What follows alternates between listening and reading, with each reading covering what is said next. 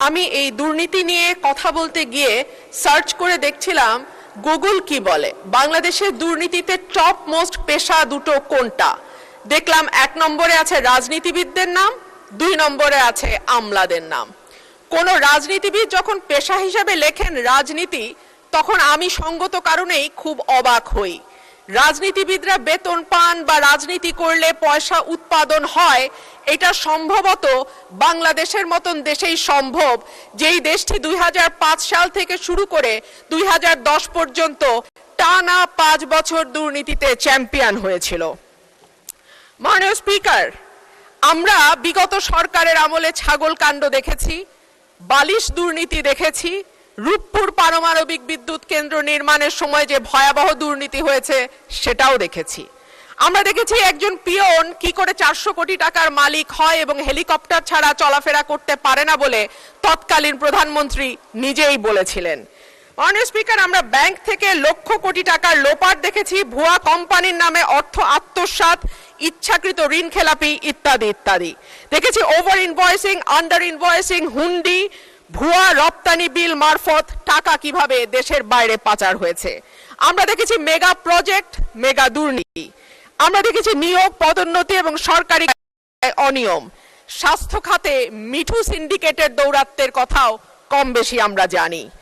আর সে কারণেই মাননীয় স্পিকার, আমাদের আশা ছিল যে 5ই আগস্টের পরে যখন নতুন বাংলাদেশের কথা হচ্ছে, তখন দুদককে নখদন্তহীন বাঘ থেকে আমরা একটা শক্তিশালী প্রতিষ্ঠানে পরিণত করতে পারবো।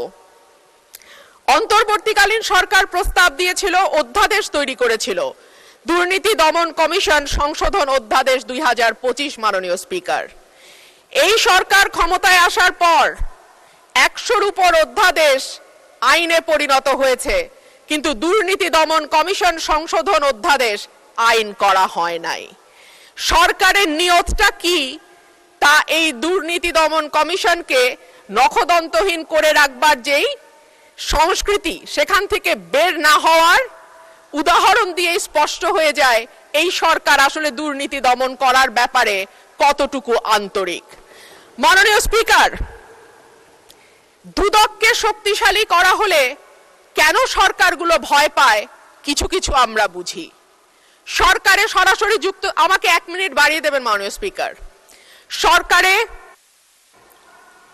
1 মিনিটে আপনি সমাপ্ত করুন। সরকারে সরাসরি যুক্ত থাকে রাজনীতিবিদরা এবং পরোক্ষভাবে যুক্ত থাকে আমলারা। সেই কারণেই দুর্নীতি দমন কমিশন যদি শক্তিশালী হয়ে যায়, তখন রাজনীতিবিদ এবং আমলাদের জন্য খুব ভালো খবর সেইটা নয়। সে কারণেই ঠিক যেভাবে একটার পর একটা ভুয়া নির্বাচনের মাধ্যমে ক্ষমতায় থাকা আওয়ামী লীগ সরকার দুর্নীতি দমন কমিশনকে শক্তিশালী করে নাই, একইভাবে আমরা দেখতে পাচ্ছি অভ্যুত্থান পরবর্তী সরকারও দুর্নীতি দমন কমিশনকে শক্তিশালী করার ব্যাপারে মোটেও আন্তরিক নয়। এমনকি দুর্নীতি দমন কমিশনের 3 জন সদস্য কারা কারা হবেন এটাও সরকার ঠিক করে দেবে।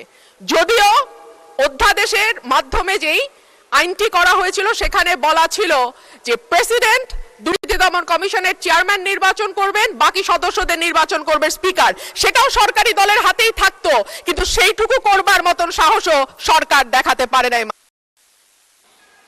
ধন্যবাদ মাননীয় সদস্য।